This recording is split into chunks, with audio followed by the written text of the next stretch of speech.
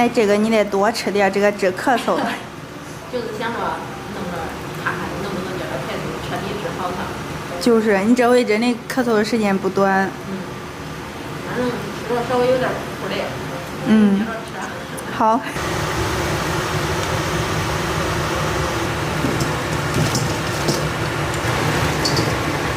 看搅了土豆面，砸了一大盆儿。真正吃着没有小时候感觉吃着苦，小的时候俺妈弄的都不想着吃，感觉着可苦可苦的。现在吃着，感觉着吃着还可以，挺香的。